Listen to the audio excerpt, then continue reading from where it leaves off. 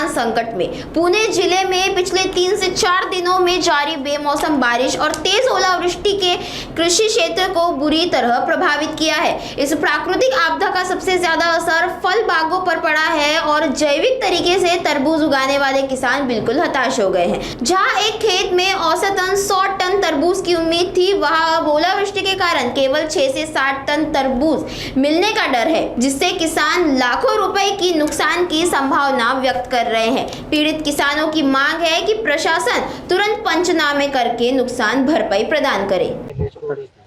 काय सांगाल दादा, अवकाळीमुळे तुमची शेतीचं मोठं नुकसान झाले? किती एकर तुमची शेती होते आणि कसा फटका बसला? यंदा जवळजवळ 5 एकर कलिंगड होतं आणि 5 एकर कलिंगडाचे आमचे 5 प्लॉट होते। सर्व माल आम्ही इथं आमच्या शेतावरती बांधावरतीच विक्री करतो, त्याच्यामुळे आम्ही 5 प्लॉट केले होते अशा टप्प्याटप्प्याने। तर आमची यंदा इच्छा होती की 100 ते 125 टन माल आमच्या शेतामध्ये तयार होईल आणि तो माल आम्ही इथं शेताच्या बांधावरती विक्री करू। 1 एप्रिलला आमचा माल चालू झाला आणि त्याच दिवशी 1 एप्रिलला अवकाळी पाऊस झाला। पाऊस इतका भयंकर पडला की मला आता माझं वय 47-48 आहे, इथून मग असा उन्हाळ्यात एवढा पाऊस कधीच पडला नव्हता। एवढा प्रचंड पाऊस पडला। पाऊस पडला तरी माझी कलिंगड पावसाची 4 हात करत होती।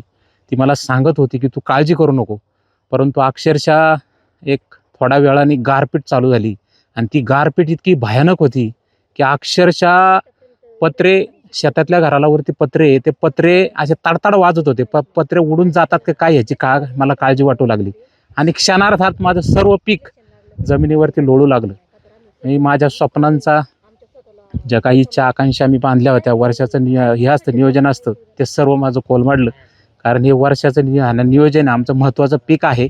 या पिकाच्या उत्पादनातून वर्षभराचं मुलांची शिक्षण असतील, त्यांच्या फी असतील, दुखणं भाणं असेल, शेतातला मेंटेनन्स असेल, खत पाणी असेल, मजुरी असेल, या सर्व गोष्टी अक्षरशः पत्त्याच्या डावाप्रमाणे कोलमडल्या आणि आम्ही सर्व नाराज झालो।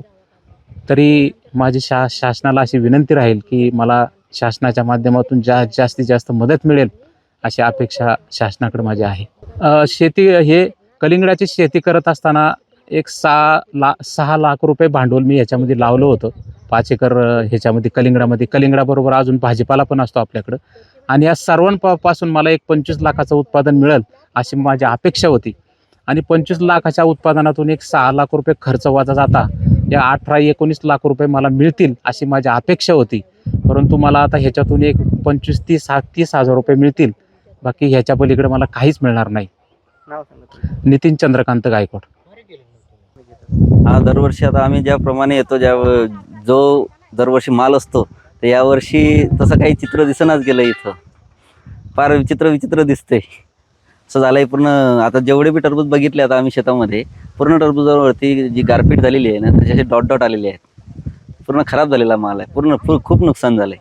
दरवर्षी असे यांची टरबूजाची साईज पण एवढी मोठी असायची, पूर्ण असे एकदम असं माल असा हातात घेतला की डायरेक्ट घरी घेऊन जायची हे होत होती, पण यावेळेस तसं काहीच सापडलं नाही गेलंय। त्यामुळे थोडंसं लयच नुकसान झालेलं आहे यावर्षी गारपिटीमुळं। नाव सांगा। अमित पटेल।